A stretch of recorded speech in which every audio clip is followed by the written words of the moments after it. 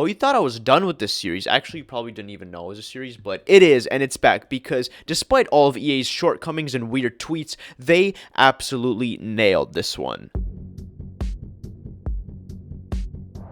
Can we just talk about how little advertising this game got? I mean, EA basically just didn't even say anything. They just made a small announcement at some conference where they were like, oh yeah, we're working on this thing and it's coming out in a few months. And, you know, there was no big, like, E3 announcement or a state of play trailer. Like, it kind of just, was, announced on paper and then it got released. And I guess in the end, it doesn't really matter because, well, the game turned out incredible. And this is coming from somebody who hasn't played the original because I'm basically what we like to call an uncultured toddler who hasn't played any of these great games, even though I probably should have.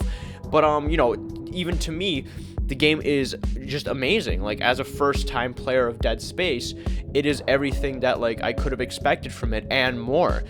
And from what I can tell, the game is pretty similar to the original. It just has a couple extra bonus levels, and aside from that, it's basically the same thing. So, by reviewing this, I'm also sort of reviewing the original. And, well, it's just a very, very good game in general that I think more people should play because it was just so well executed in this remake. Just the whole atmosphere of this rundown, abandoned ship where, some weird cult virus malfunction thing happened, and now all the crew is either dead or turned into these monsters, and you're just going around exploring, trying to figure out why these people became monsters and why some of them, went crazy or died or some other thing. And then there's you, just a newcomer trying to make sense of all of it.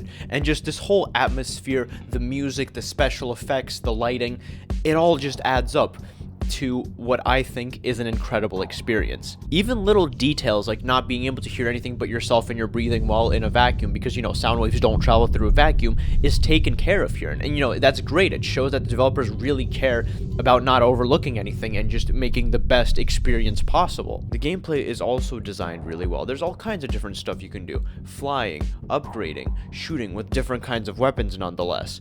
It's really, really well implemented and well thought out. And at the same time, the game isn't some super hardcore, overcomplicated experience. There's a generous amount of checkpoints and save locations. The UI is pretty simple and straightforward. Again, this is all assuming you're playing on a standard difficulty.